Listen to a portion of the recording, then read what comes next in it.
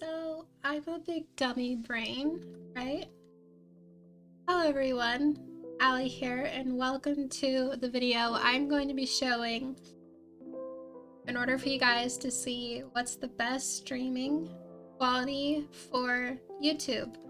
Now, this isn't like a video where I go in explaining too much, basically, but basically what you guys want to do, open your browser here first off, and you want to go into speed test, and this will test your overall internet speed.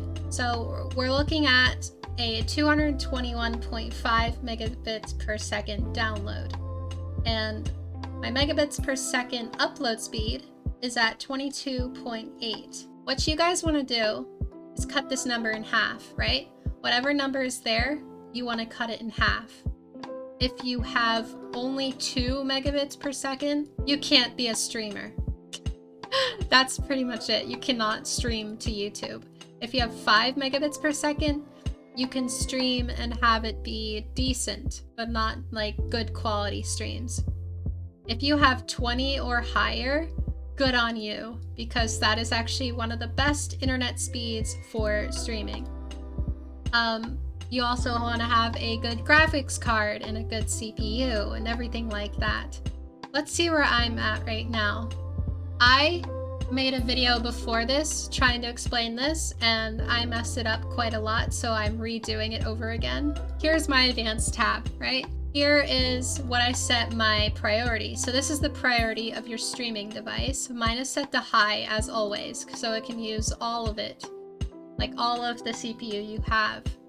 Another thing that's a nice, neat little trick for you guys is if you go down here, go to the properties of your recording software. For me, it's Streamlabs.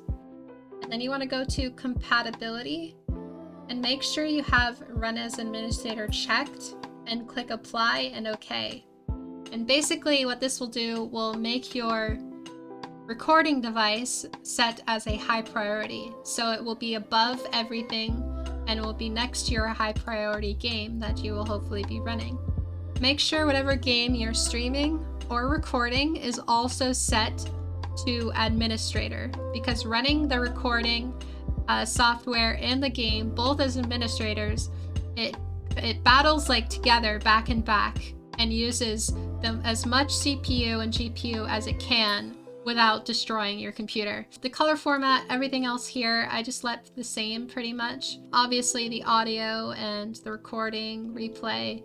Here is stream delay in my software, so you can put on a stream delay. Obviously network, everything is the same. I don't touch any of that stuff. There is 1920 by 1080. So this is a 1080p video.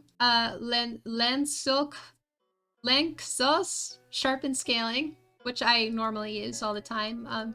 I think Billionaire is like blurry, so your video will be very blurry. So the higher this is, the less blurry it will be, but also it uses more CPU.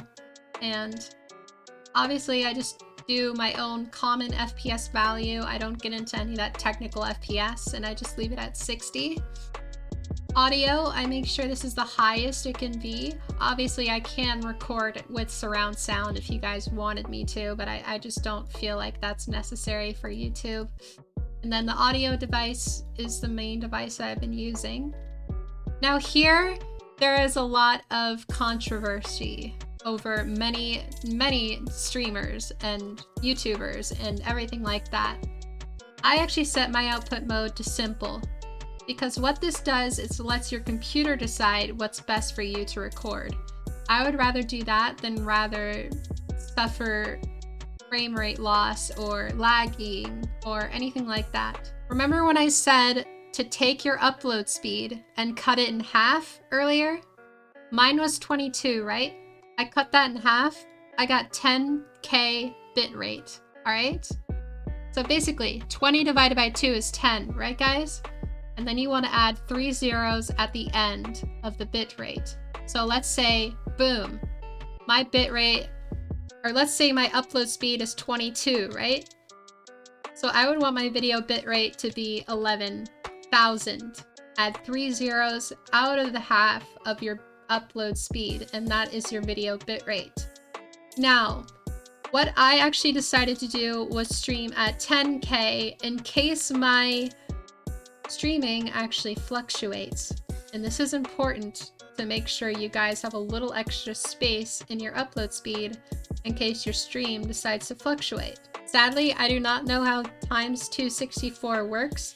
I just know what works best for my graphics card AMD. Audio bitrate, I just leave at 320. Enable advanced encoder and streaming service bitrate limits. I just left that the same. I do not touch any of that. And I set the preset to quality to make sure the best quality streams are used. This is recording. So this is what I used to test all of my streaming before I actually streamed. The best streaming quality I can do. Was it good? You proud of me, guys? I finally found it out. You proud? You should be proud, okay? This took a while. This took a long while. Amber wink for you guys. Amber wink. If your recording quality is the same as your stream quality, you can test out your streams before you actually stream just by hitting the record button right down here. So that's what I did. I kept recording many videos and I kept testing what's the absolute best for me. And this is what I came up with. I hope this video helps you guys out. Obviously, it's going to be different for everyone, but this is what was best for me. And make sure you are streaming on normal latency for YouTube. Make sure you stream on normal latency for anything, really, because that is the best latency. Of course, if you want to stream at a higher latency, though, you'll have to change your bitrate to a lower bitrate. You have to do an even lower bitrate, which is really not preferred, but you would have to divide your upload speed, right, by 4. So you would divide 22 by 4. For me personally, I want normal latency, so I divided it by 2. But yeah, the higher latency you guys have is the more you'll have to take out your video quality. Well, yeah, basically normal latency is best for me. Obviously, I can't communicate with you guys as easily, but I can get the best quality out of my streams. So whenever you guys send a message into YouTube chat or anything like that, I'll see it a bit later than what you guys would expect. So if it looks like I'm not responding to you guys, I am responding.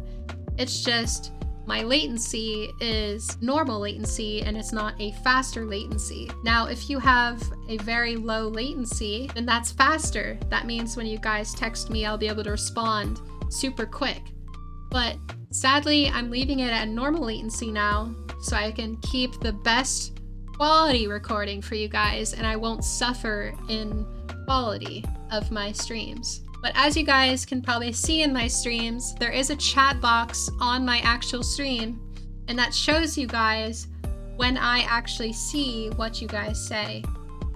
And that's important for, you know, letting you guys know what I actually see and stuff like that. Thing about Streamlabs is you can right click here. Here, you guys can right click here, right? And you can hit performance mode. You want to do this every time you stream. It's always personal preference though. I just do this so my streams are very well held out and stuff like that. But you can still see like what's your latest feed and stuff like that. And that will show you basically what happens still. In order to get your feed and everything like that, you have to sign up for Streamlabs OBS, right? You have to go to Streamlabs' website, you have to sign up for all that. And then you can customize everything here. It does take a while to learn how to customize it, but this is a how do I record my streams video, not how do I set up all the sources. But here are my sources here. This is basically set up for all of my different circumstances. We have the alert box, so if you guys subscribe, it will show it there, or if you donate. We have chat box, which is usually up sometimes. We have the donation goal, obviously. Hopefully I can get that in 82 days because I'll be kicked out of my house soon. But yeah, I just wanted you guys to know how I actually stream. And I hope this video was a big help for you guys. And I hope you guys understand why I can't show you how to create all the sources because it would take forever. But I hope you guys understand and appreciate that I'm doing this. It was a lot to go through. Right now I'm recording with my second recording device, which is OBS, so... But thank you guys for watching. I hope you appreciated it, and I hope this helps you stream better in the future. And obviously, the output is gonna be different for all of you guys, obviously. But I just found that this is the best for streaming specifically. So this is the best settings for streaming with Streamlabs OBS.